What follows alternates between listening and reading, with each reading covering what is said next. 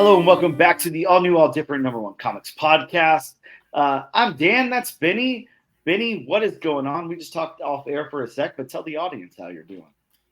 I'm doing wonderful, Daniel. I'm happy to sit down and chat more about the new Ultimate line. Today we're going to be going over the Ultimate Black Panther.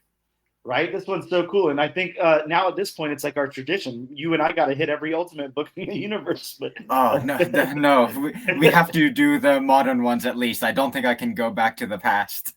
Sure. That's what I meant. Moving forward. Yeah, but we'll hit some Peach Momoko X-Men and everything. But I'm really excited about this. This is we'll get into it and everything, but critically, I think this has already been pretty acclaimed. I think people will have a lot of cool stuff to say about this book. But yeah, this is the second installment into the new Ultimate Universe, the proper installment there, and they're just building this thing up. They're like not holding back. They got some top talent on this, and these people are like coming up with ideas. Ooh, yeah.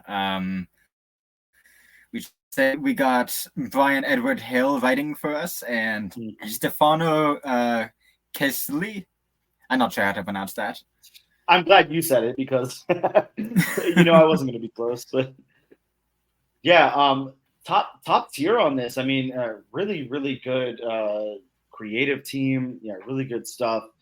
How about we just get into it and go over the book? I mean, we both got busy schedules today. I say we just hit it, attack it head on, and talk about it. So, hit the ground running. Yeah, why not? I mean, this book does. So, in regards to that, we'll do the same thing. But yeah, Ultimate Black Panther 1 opens up with an attack on a West African quarry by Moon Knight soldiers. And let me stop right there for a second so you and I can discuss this Moon Knight soldiers things or Moon Knight forces. I don't know what we're supposed to call them yet, but I mean, they're not really explicitly like named or anything in this book, so that's kind of just what I'm calling them. But like Moon Knight is like Khonshu and Ra like separated. It's like two forces.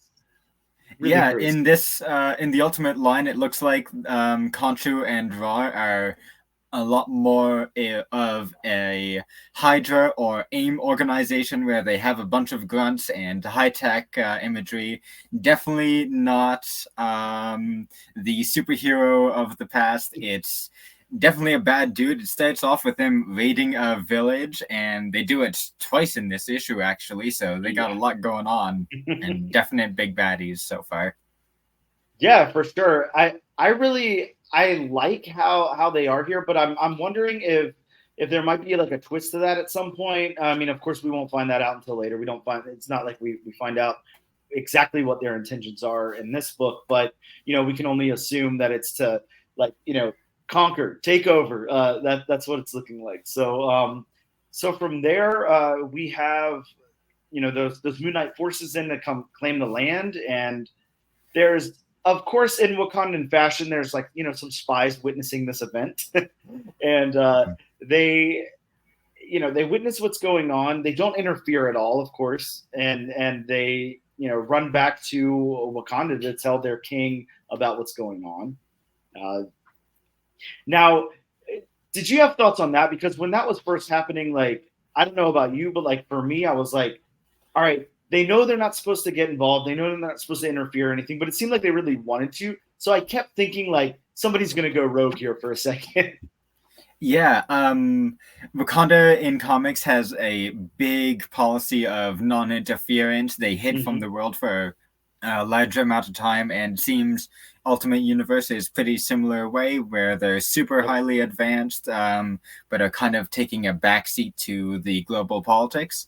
And I am a sucker for whenever soldiers or spies on the front line just have to watch something terrible happen because they know that the information they currently have is of more value than actually saving the people in front of them. And every time it's a gut punch to me and the person. Yeah, definitely. It makes you almost want to get in there and tap them on the shoulder. Get in there, do something about it. But we are spectators too, so there's not much we can do about it. From there, T'Challa, next up we switch to a new scene, and T'Challa's waking up from a nightmare next to his queen Okoye, and I think I'm saying that right. I never pronounce that like exactly right, but I'm gonna go with Okoye. And we learned that the Maker, over in the Ultimate Universe, had Khonshu and Rai overseeing Africa, but of course Wakanda has its doors closed, and they're just kind of now opening it. At least that's what it narrates in the comics. So they're kind of opening their doors, and then it just gives that little tiny bit of exposition that that the Maker had Khonshu and Rai overseeing Africa.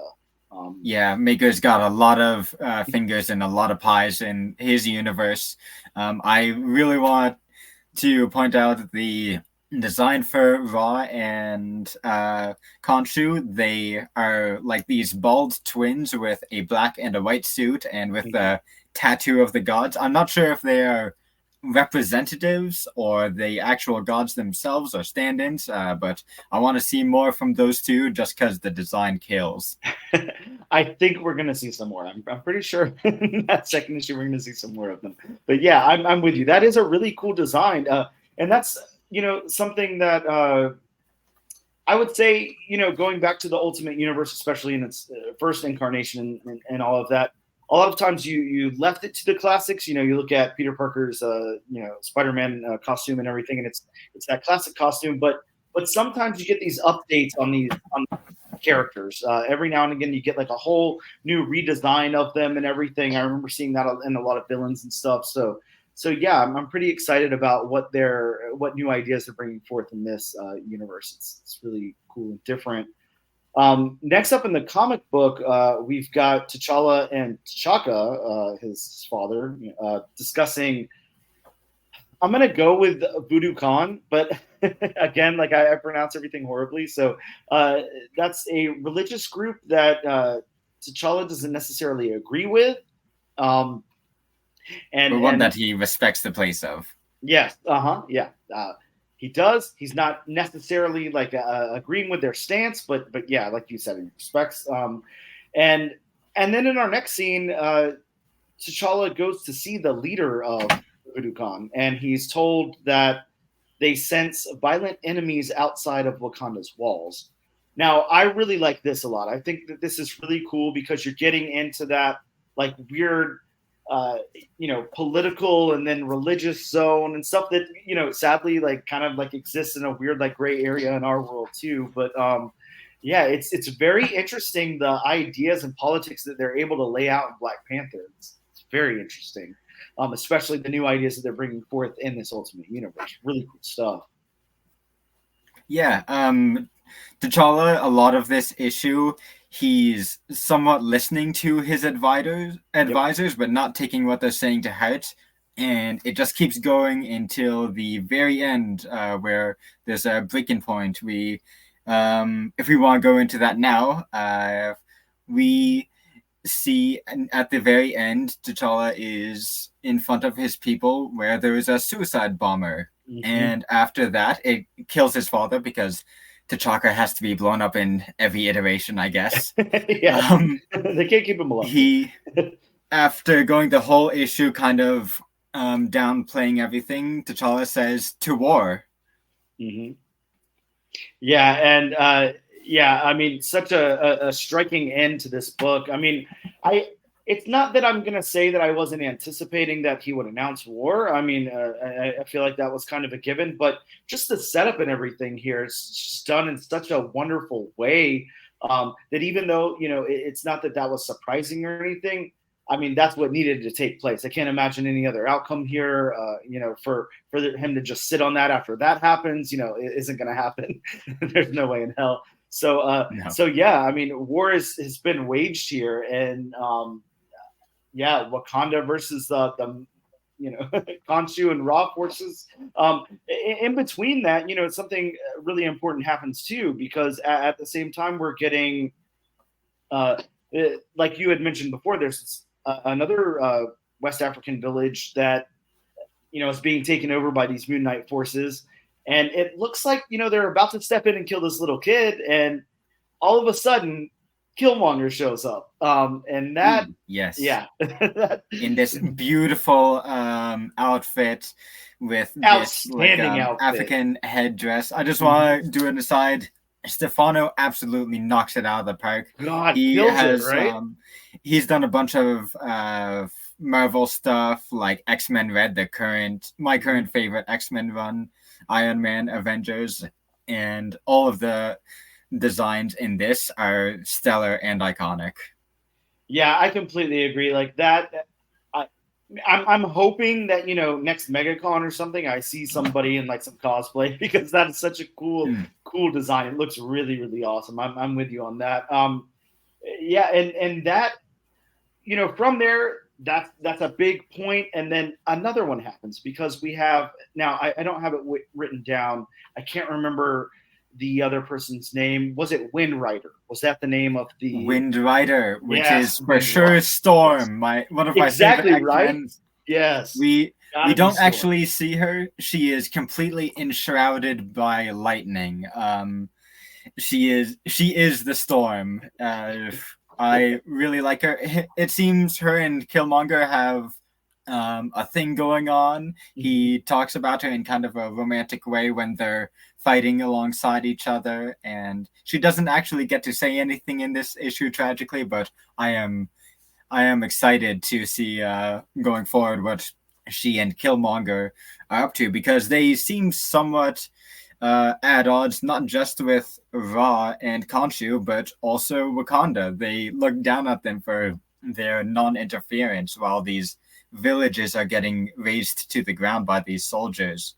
And which also includes one of my favorite tropes, where a child's ball rolls away and a soldier just stomps on it. Every time, it always gets me. Oh yeah, it's a wonderful trope, a very good one. I like it a lot too. It's just it's so iconic, and it was a great thing to interject into this book. And I'm with you. I love the team up there. If we're getting you know, who we think this is, Storm, which, I mean, how could it be anybody else? But how could it be? Right? If we're getting Storm and Killmonger, and Storm's got a cool new code name, and it's Wind Rider, I'm all about that. I love that. I think it's really cool. What do you think the implications, or maybe not implications, but what do you think about, what does this do to X-Men? You know, Ultimate X-Men coming out. Is Storm not a part of that? Is Storm, you know, maybe still a part of the team, but like on a side mission here with Killmonger? Like, how does that work?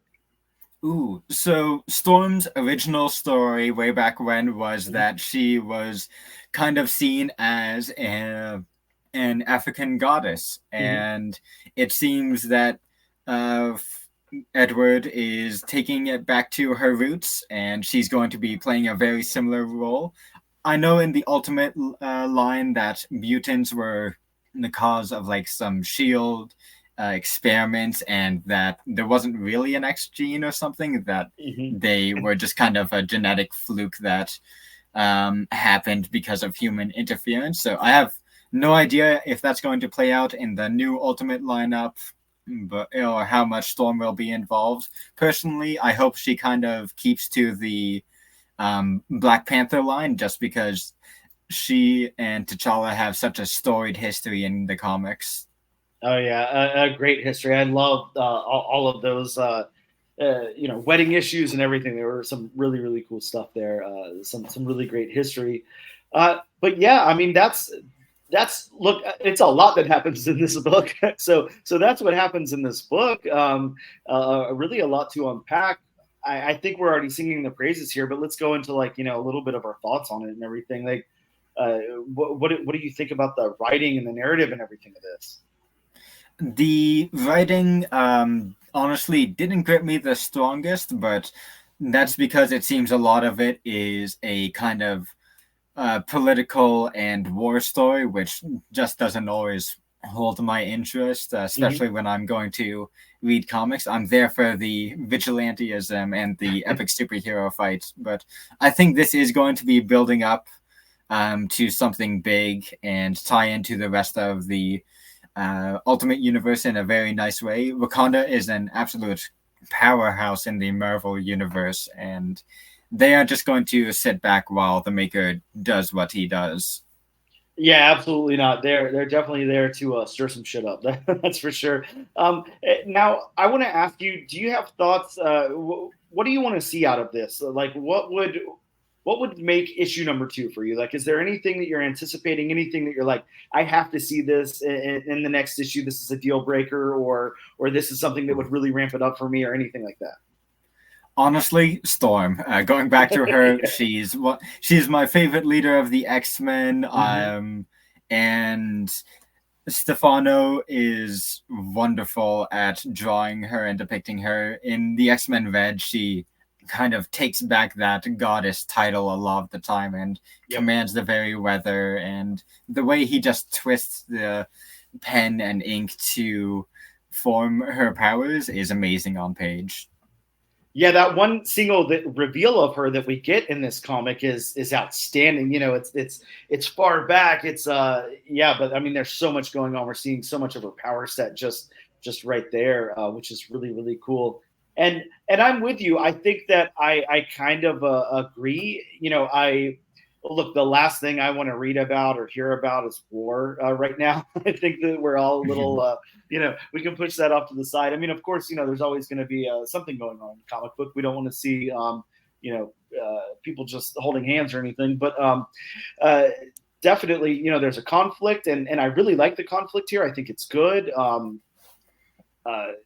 You know, I definitely would like to be taken out of the war element of it. I see it's going to play a big part, though, or at least these Moon Knight forces and these factions, you know, kind of taking over or whatever. But I think definitely I want to see the vigilante aspect of it. I want to see Killmonger and Wind Rider get in there and really stir some stuff up. I think that's what's selling this book for me at this point.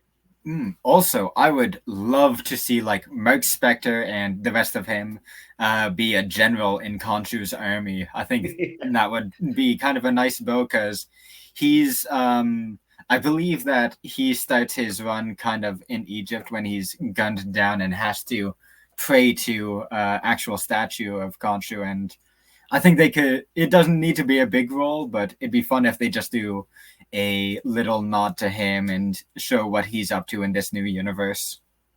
Yeah, again, I'm hoping that they flesh that out. I'm hoping that they really flesh out what's going on with Killmonger here, and yeah, I think that this book, you know, T'Challa is obviously going to be a central character, and the whole royal court and everything is going to be very important. But I think it's going to be these side characters that really do it for people like you and me. Maybe side characters isn't the right term, but you understand what I mean. Like not the central focus of just the Black Panther. We need to see a little more than that. We're very used to that at this point. And if they're going the route that it seems like they're going, then it's a traditional Black Panther story. We already kind of know what to expect, and it's not really given that ultimate treatment. But you bring in Wind Rider, you bring in you know, Khonshu and everything. Yeah, now it's a little different. Now there's something different happening in this universe. So I think that that's really important that they stick the landing on that.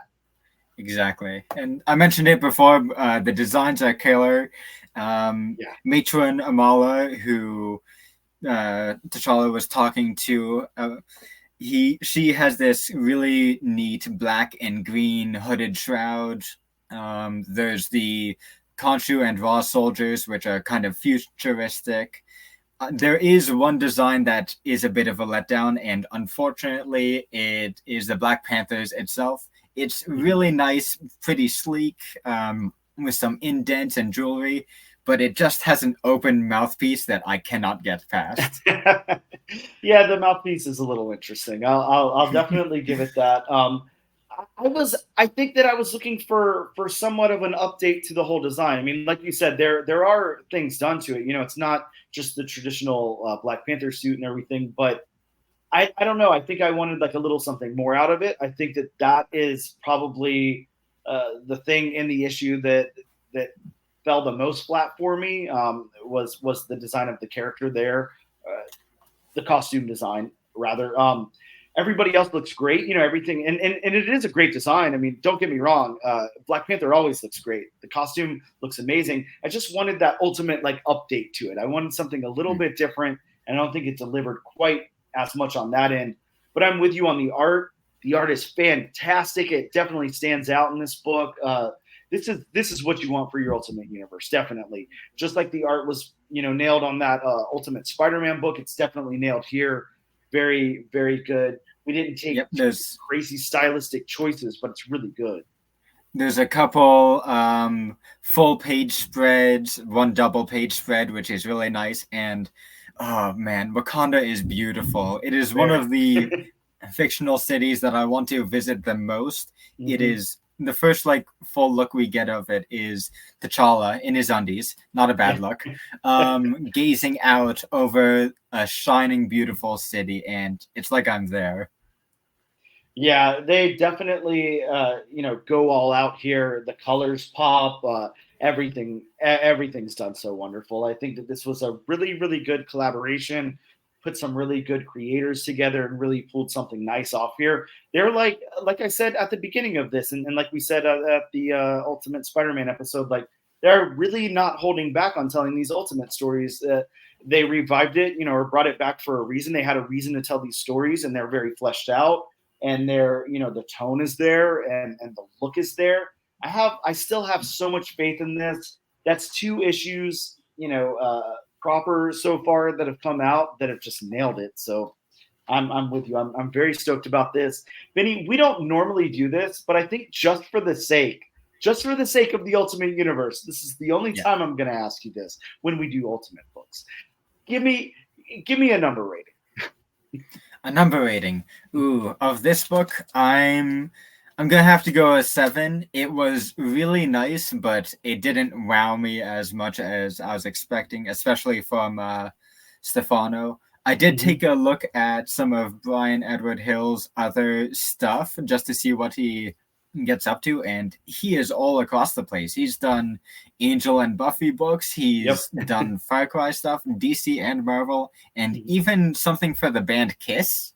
Oh wow. Yeah. Interesting.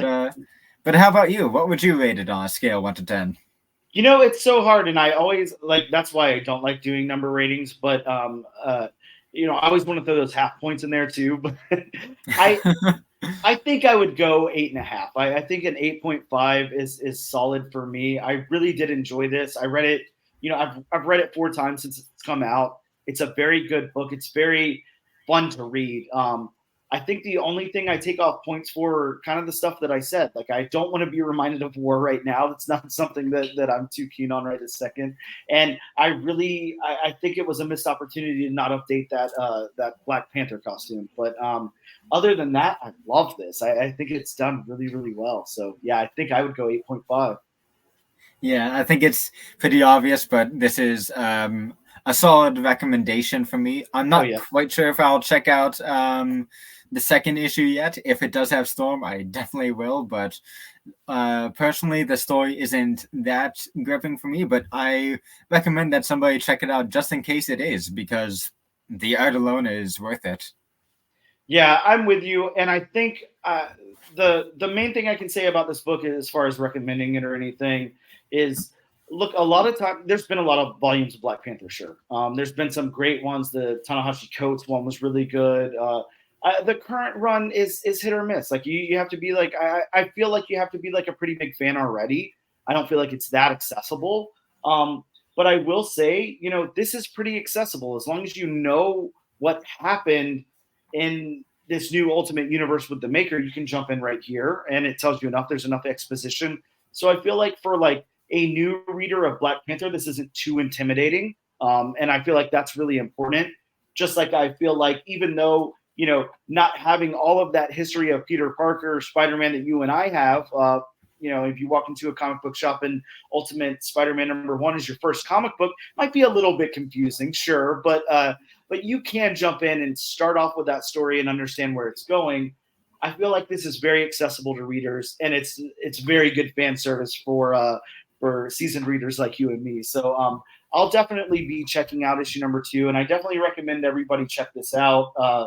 And I think that those are 2 really good and unique points of view on this book. So I think we have a little bit something there for everybody, but you're definitely not hearing, any 1 stars or any, not recommends. So Ultimate Universe has come out swinging, and I'm excited for whatever for new heroes have new fresh twists on them. Yeah, likewise. Really excited about that. Well, unless you have anything else to say about it, Benny, I think that wraps us up on Ultimate Black Panther #1. Just a shout out to the paneling. It's not the most standout, but it's very clean, and when images do break the border, they're usually for a purpose. Like T'Challa has a nice one where he's standing with somebody, and there's no real background, but he kind of steps into another panel. But yeah, Stefano is pretty great at his job. I recommend checking out his other stuff. Oh yeah, I'm with you, and like you said, that X-Men Red stuff is top notch. So I absolutely recommend that as well. Cool. Well, then that is the review from Benny and I. And yeah, you guys go to your local shops. Actually, I would say go to your local shops and pick up a copy of Black Panther #1, or Ultimate Black Panther #1. But as you and I both know, just like Ultimate Spider-Man #1, it completely sold out day of release. So maybe pick up a second printing. Yeah, you're gonna have to order these ahead of time if you want to actually get a piece. Yeah, it looks like that. And maybe this is good advice for all of you looking to pick up that Ultimate X-Men #1. Maybe hit up your local comic book shop now and reserve a copy, because I think pulling up Wednesday morning and expecting a copy in your hand might be hard. Cool. Well, thank you so much, Benny. I appreciate your time, and I will talk to you next time, especially next time we do an Ultimate. All right. See you later, everyone. Welcome back to the all new, all different #1 comics podcast and the We Read a Comics podcast. That's a newer offshoot that we're doing. But we've got a special creator interview on the line today. And you know what I should have done off air? You're going to get a nice peek behind the curtain here, everybody listening, because I'm horrible at pronouncing names. So I'm just going to go off and try on my own and most likely mess up. I think I'll get the Tom part, hopefully, but I'm going to go with Drogalis. That's pretty close, Dan. Most people get the Tom part right, which is lucky. Yeah. And it's pronounced Drogalis, so it's close enough. I usually will not correct people. It's not worth it. Hey, well, I like to get as close as possible, but my God, I'm terrible at pronouncing names of all kinds. I'm surprised I can say Tom. So thank God for that. But you're all good. We've got Tom on the line here. Tom, you've got a new book coming out, and this is dropping. This is exciting because this is dropping in just a couple of days. This is dropping Valentine's Day, February 14th, here 2024, from Scout Comics. This is Divine Power Made Me, issue #1. Welcome in, and please tell us about the book. Of course. First of all, thank you for having me, Dan. It's such a pleasure. And yeah, so we've got Divine Power Made Me. So it's like you said, it's coming out this February 14th, Valentine's Day. I was always very excited when I saw that date. I'm like, what better way to celebrate Valentine's Day than with a little bit of cults, ritualistic murder, monsters, all this other kind of stuff. But I'll give you the short synopsis, because the one that I wrote is a bit on the longer side, and I think I've learned my lesson not to keep it short, keep people's attention. But the log line was, after being executed by a religious cult, Virgil finds himself in the afterlife, making a deal with the first god. And then he's trying to navigate the afterlife, find his parents, and find out more about his death and just like the conception of the universe in general. You'll get a little bit of a sneak peek in issue 1 of just like the Genesis story of how the universe was created, and just a small snippet of the first god. And then after that, it really just kind of follows Virgil and what it's like to be in the afterlife. I love this because this is I guess disclaimer really quick. Let me tell everybody. You know this, Tom. You and I know this, but the audience doesn't yet. I was able to read an advanced copy, so I have I do know what happens here in the first issue. I won't go into any spoiler for any of that because, like, trust me when I tell you guys, you're gonna want to pick this up. This is intense. But this is to me just the subject matter itself. I don't know how you feel. I don't know. A lot of people are different. People have different beliefs, thoughts, whatever. I'm good with that. But the afterlife is like one of the most terrifying things in the entire world to me. Just on principle alone, I'm like, God, no, please just tell me it all ends after this, and I don't have to do anything else, please. So to even think, you might be spending an eternity or less or whatever somewhere else, is a scary thought. So you've already got my attention there, but.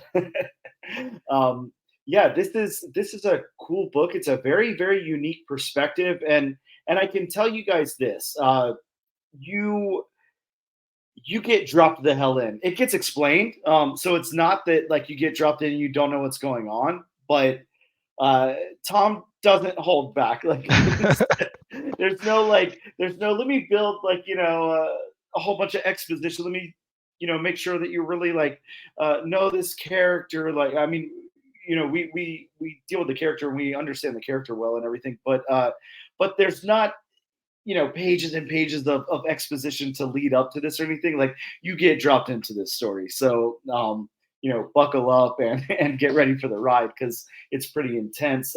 Where did this story come from, Tom? Yeah, so a couple of years ago, I started working on this idea.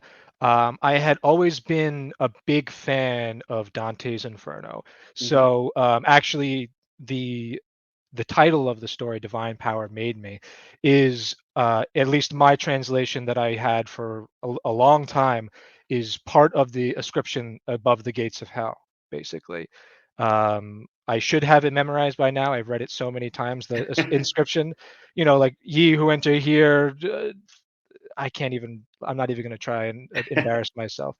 But when I was actually first starting to come up with the idea for this story, it followed much more closely Virgil in a more traditional hellscape in like a Dante-esque environment.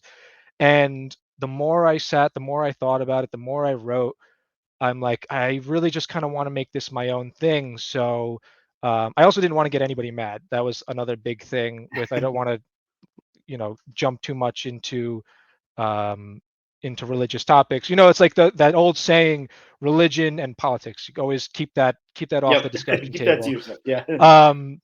So with that said, I'm like, okay, rather than doing that, I'm just going to kind of take everything from scratch.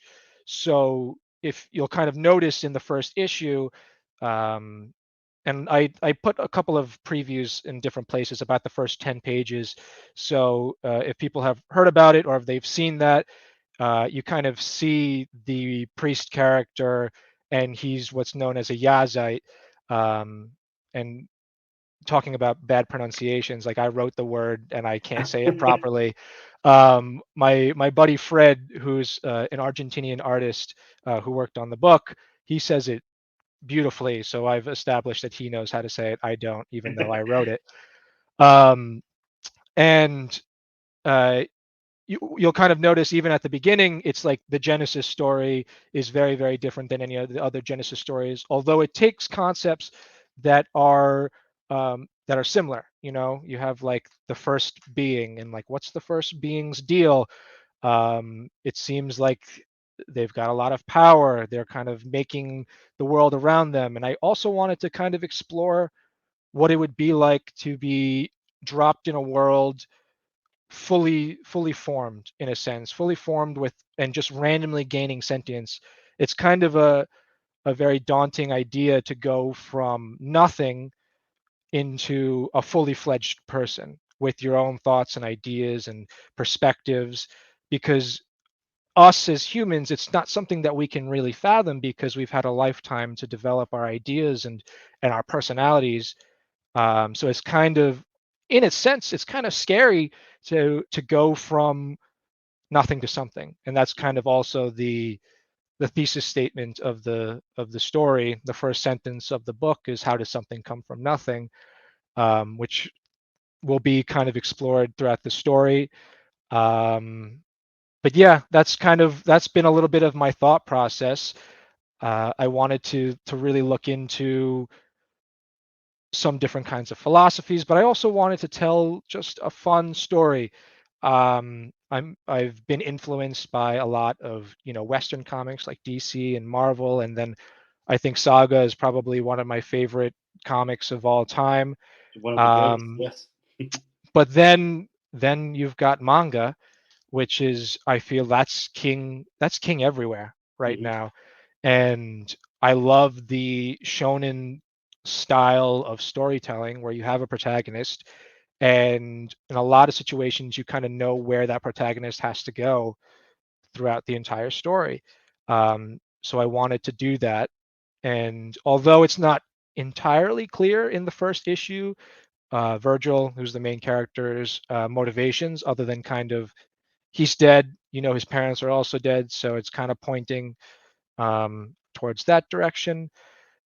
But you'll get a better sense when things in the story start to develop, specifically Virgil and the main god meeting, since that's in all of my pitches. Eventually they're going to meet, the first god and Virgil, and how does that work out? And one of the things I wanted to ask you, because I think that it's an important aspect of this book, of course, moving along, is the cult aspect of it. Where did that come from in the story? I don't know, like, where's that coming from? How did you incorporate like elements of occult and stuff into it? Because like you're playing with like a lot of things here, but they all make sense together. It really works together, and I really want to see how this plays out. I think the cult aspect of it's going to be very important. I'm assuming. I mean, you're the creator, so don't spoil it for me. Don't tell me. But well, Dan, lucky enough, beginning of issue 2 starts off with a flashback to the day before Virgil dies. And surprisingly enough, what I wanted to do is show that it's very normal. There's a reason that Virgil and his family have lived in this lifestyle for so long. It's supposed to be very idyllic and beautiful and nice.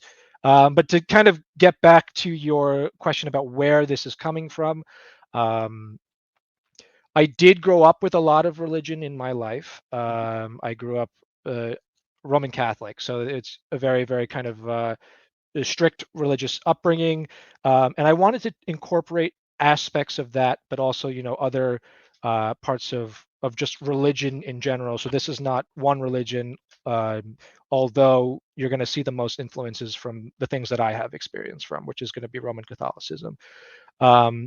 And then I also just have a background in criminal justice. So I have my bachelor's in psychology and criminal justice, and then my master's in forensic mental health counseling. And even right now, I'm working with the seriously mentally ill population of New York City, and just helping them reintroduce them to society, people who are on Rikers Island. And so there's a bunch of different elements from work and my religion, and I wanted to incorporate everything and make something interesting. Also, just in general, I feel like cults are just an interesting subject matter. People hear it. There's a bit of a taboo nature. The ones that stick out in a lot of people's heads are what is it, like Jonestown, and then you have like the Kool-Aid, the Heaven's like Gates, all of those. Heaven's Gate, exactly. And people, they think to themselves, how do you get sucked into something like this? Like, why are people drawn to something that might be bad for you? And that was a topic that I really wanted to explore, because I wanted to really highlight aspects that it's not always entirely bad, or people in a group mentality, they might do bad things when they're together and they instigate each other. But people are complicated. That's my biggest thing throughout the story. Nothing in life is ever going to be black and white. Like, for example, Virgil's father is extremely religious, but that doesn't necessarily make him a bad dad for Virgil. Same with Virgil's mother. They're still good parents, but sometimes they can get lost by their beliefs because it's a part of who they are as people. And when significant and important parts of your personality and your being are brought into question, it's almost an attack on yourself and your own character. So it's just going to be an ongoing character building moment, and that's really what I'm going to be trying to be focusing to do in issues 1 through 12. And with that said, as of right now, we have 1 through 6 done. We'll see if we can even do 7 through 12. We'll see how the reception goes and how the book does in general. We're really hoping we can do it. But in the first 6 issues, it's more of a introduction to Virgil and the afterlife and some key players, mainly one of them being Samuel, which is the centipede, the owl centipede, and Minerva, who is the woman in the library in issue 1. And that'll make more sense to people when they read issue 1. There's a woman in a library who gets a book from her little rock golem named Laurel. And I'd like to point out too, for the people who don't have like any visual in front of them, like you said, there's like a 10-page preview out there you can check out and everything. And by the time this airs, the book should be out in shops and everything. So hopefully you guys will have a copy in front of you and everything anyways. But like Tom is saying, owl centipede and stuff like that, you're probably thinking like, what the fuck is this guy talking about? Like, no, like, trust me, like when I tell you, like, it works so well. The art style in this book like really fits the tone of the writing very, very well. There's some things that I would probably consider, just on page, like before any artist took a stab at it or anything, I would say, God, that's probably a stretch. Like, how are you gonna pull that off? But it's really pulled off beautifully and well here. The artist that you have teamed up with really just, I don't know, did the unthinkable with this. Like, there's such elements in here that work very, very wonderfully well. So I think that was a great get. I don't know if that was you seeking out the artist personally yourself, or if you were teamed up through the publisher or what. But yeah, I mean, Fred, so his name is Federico Guigen, but he told me to just call him Fred. Yeah, I didn't even want to try. That's why people have tried, so it's fine. Even like on the Scout does whatnots every once in a while. They got the name of the book wrong, so it's fine. It happens. And Fred has a more difficult last name, but yeah. So basically, what happened was I wrote issue 1, and then I reached out to Fred. Granted, and I'll even say this right now: the issue 1 that everyone is going to be reading on the 14th is very, very different than the initial script that I had written. The initial script that I had written was much, much more boring, actually. Kind of very much so focused about Virgil in life, and then dies at the end of issue 1. And everyone I spoke to is like, hey, this is a little boring. It's good, but it's boring. And I feel like people need to have those kinds of people in their lives that will tell them like, hey, this is something that's not necessarily going to resonate with people. You need something to hook. But anyway, I'm getting off topic. I had reached out to Fred. I sent him that script and I gave him my idea, and I talked in the email. I sent him some of the philosophies and Dante and stuff like that. And he reached out and he's like, I haven't worked on comics in a decent amount of time. This story sounds really cool. I want in. Let's bring this to life. And after a lot of back and forth and talking about the comic and character designs and stuff like that, he kind of just went headfirst into it. Did issue 1. We pitched it to a couple of places. Scout picked it up. They actually reached out really, really quick. I was super, super surprised the turnaround rate for Scout. And then we got working on issues 2 through 6. And Fred's really, really funny because he's like, um, he truly believes that issues 2 through 6 are a million times better than issue 1 art wise, and I tend to agree with him because I mean, eventually, Dan, I'm going to send you issue 2 when it gets a little bit closer to release date, and you'll see what I'm talking about because it picks up, art's great, and then we get our introduction to the first God character, and he comes in at 1,000 miles an hour, and I am super, super excited for people to meet him. I mean, I made a 3D print of him. He's sitting over my desk right now. I'll send you a picture later. Oh, very cool. But yeah, no, Fred is unbelievable, unbelievably talented, and also just a very, very nice human being and very passionate about his work. And there's been times where we've been talking and I've loved something that he's created and he's like, no, I don't like it. And I'm like, Fred, I'm making an executive call. We're using this art. And he's like, I don't want my name associated with this. And I'm like, no, no, no, it's great. It's fine.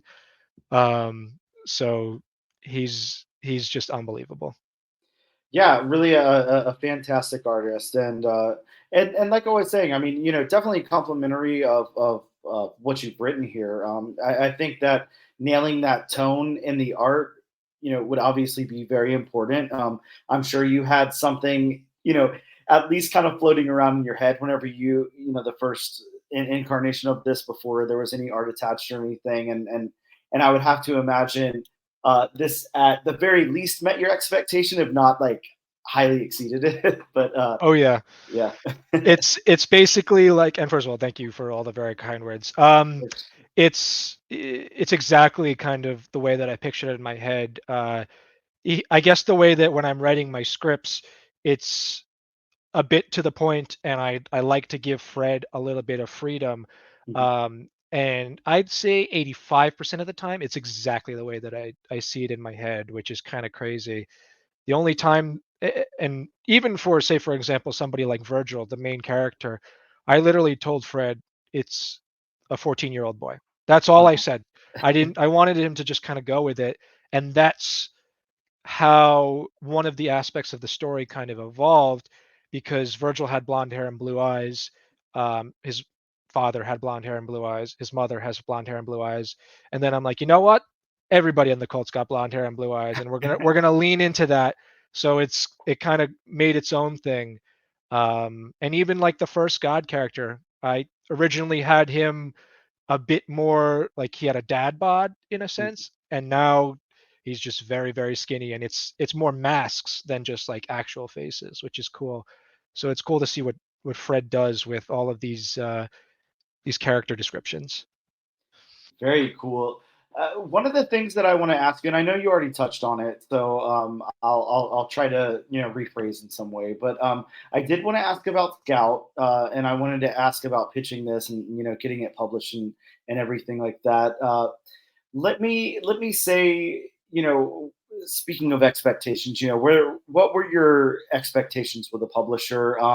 Do you have any I don't know, I can't think of the word. Do you have any um uh, contacts in the comic book world? Are there people that you can go to and stuff like that, like where you was this just like a blind pitch out to publishers? Like how'd all that come about? So yeah, this was actually just going on Scout's website, Mhm. following their submission form to a T, exactly what they wanted. I will say that I think they say 6 pages of fully done art is what they requested. I think it's just best to always send a first issue, no matter Sure. what. Show that you have a full story. And then I had like issues 1 through 12 mapped out, said this is what I want to do. Granted, that's not what's going to end up being in issues 1 through 12 because it's changed so much since I've even sent that pitch out, and stories just develop as we go. Um, I mean, the most that I've had in the comic book industry is I know some guys at Midtown Comics.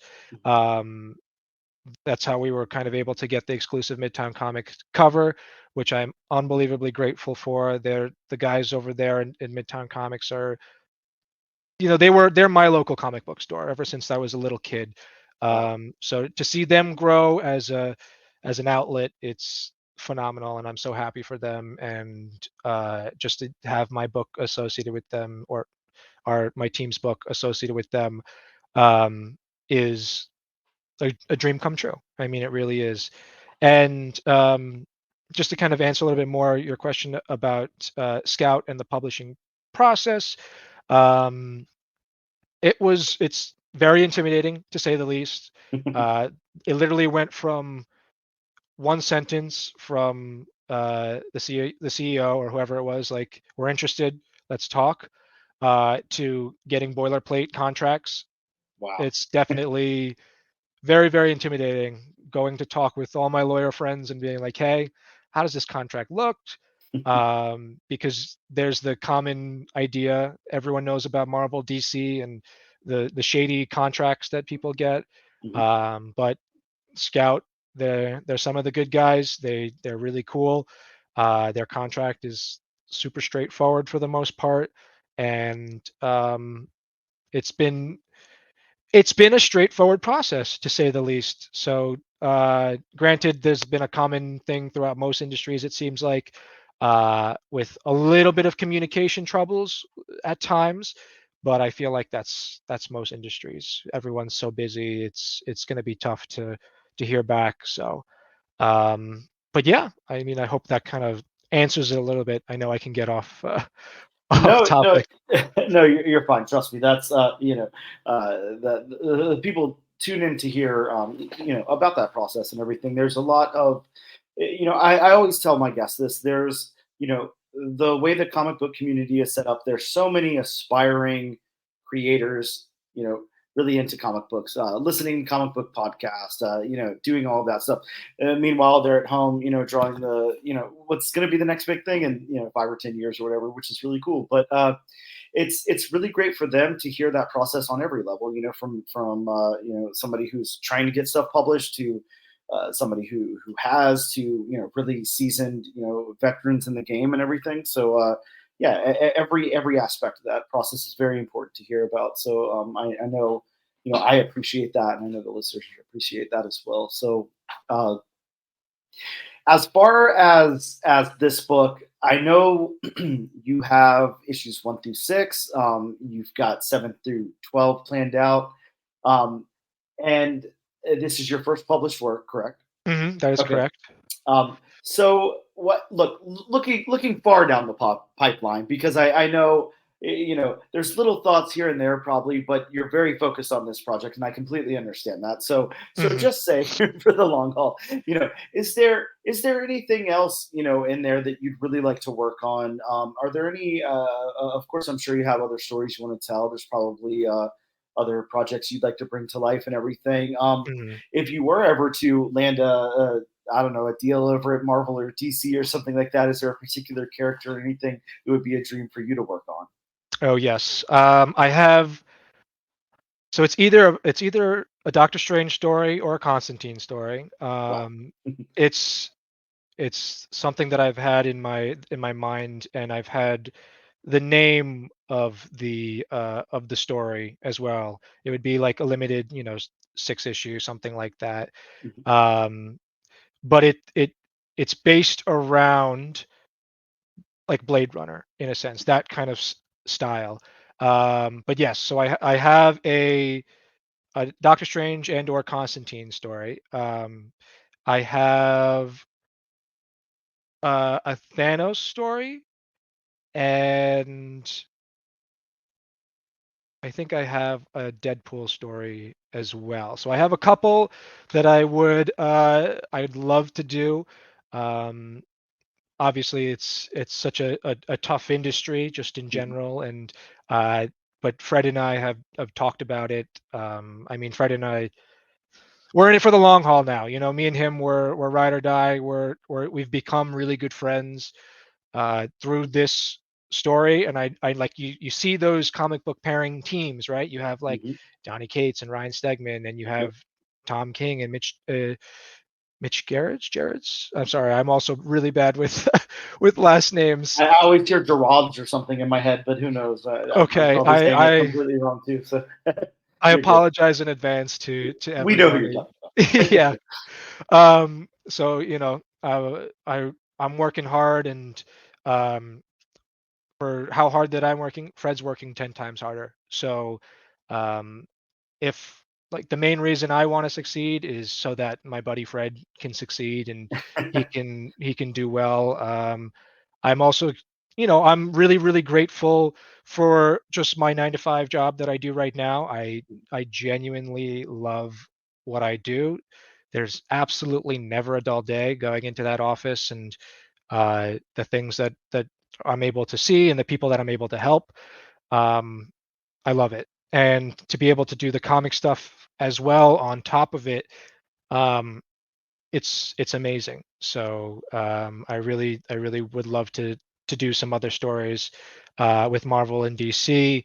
I think I have one on one more independent story that I have, but it would not be a weekly, like, I'm sorry, a monthly ongoing series. It would be like a graphic novel, and it's a very slow burn political drama. So not going to be everybody's cup of tea compared to Divine Power, which is a fun adventure story with lots of action and crazy monsters um, and even some comedy. I think you'll see in some of the later issues, even issue 2.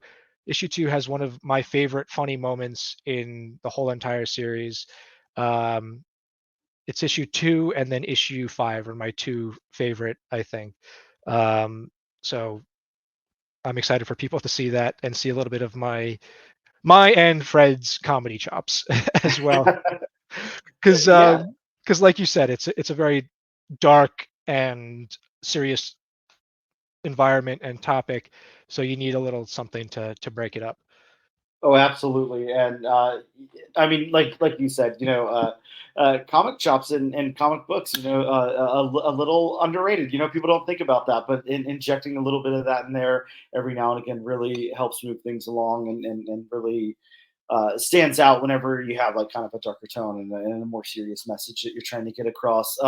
I would like to point out, and again, the issue's not out yet. By the time we publish this, most likely this will be out on Tuesday the 13th, and you guys will be able to run to your local comic book shops and ask them for a copy of this. Hopefully they ordered heavy so you can get them before they sell out. But you guys are going to open up to a page. You're going to get to a specific panel where something just happens, and you go, "Holy shit, that was unexpected!" And it's a really cool moment. And whenever you guys read the book, you'll know exactly what I'm talking about. And I know Tom knows exactly what I'm talking about. But just a really cool kind of standout moment in the book, and the book is really full of those. There's a lot of standout moments. There's a lot of very visually compelling moments, and then there's well thought out, well paced writing throughout the book. So it's definitely a win.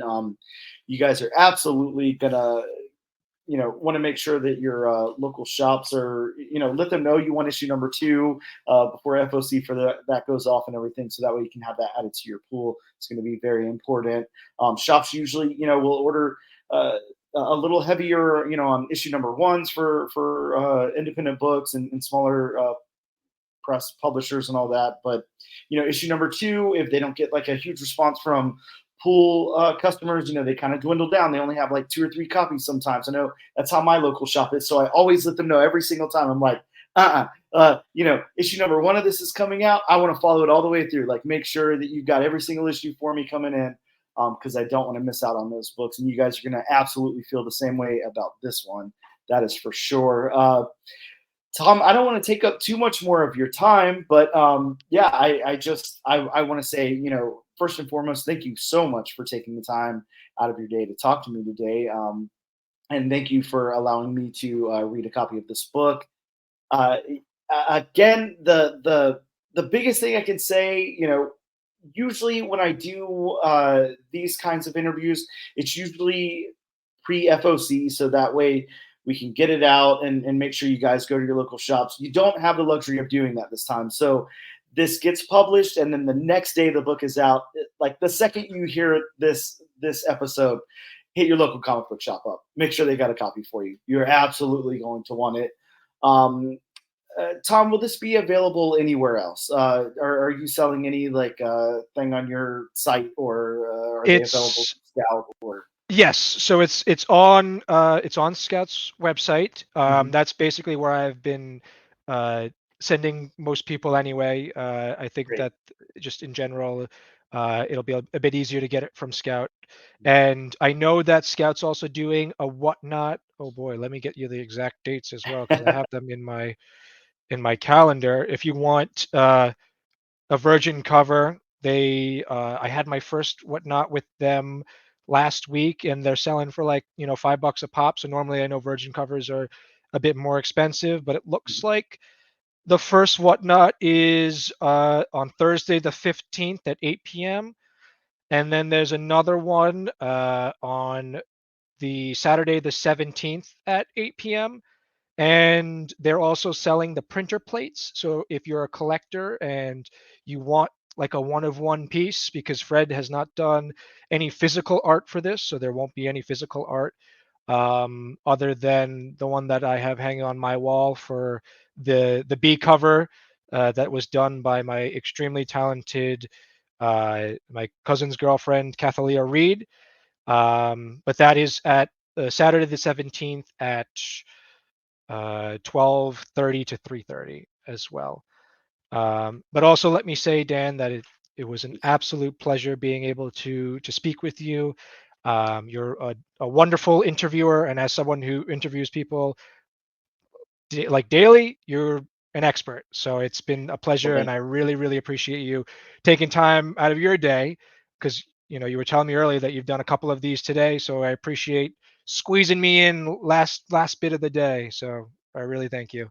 Hey, well, it's a wonderful book, and I absolutely stand by it. I know you do too. And again, before I let you go, the main thing that I can point out and illustrate here to everybody is absolutely hit up your local comic book shop the second you hear this. Let them know you want a copy of Divine Power Made Me. Let them know that you want issue 2, 3, 4, 5, 6. Let them know to add it to your pool. Make sure that's the most important thing you guys can do. Support Tom, support Scout, and make sure you get your copies of that. And yeah, like Tom said, go hit up Whatnot. You guys all have the app. Jump on there and grab a virgin cover. It's going to be awesome. You're going to want it in your collection. Tom, I can't thank you enough. I look forward to seeing your name all over comic books in the future, because I know it's happening. And I have a feeling we're going to talk again soon. So thank you so much for joining me. I appreciate it, Dan. Have a wonderful rest of your night, and we will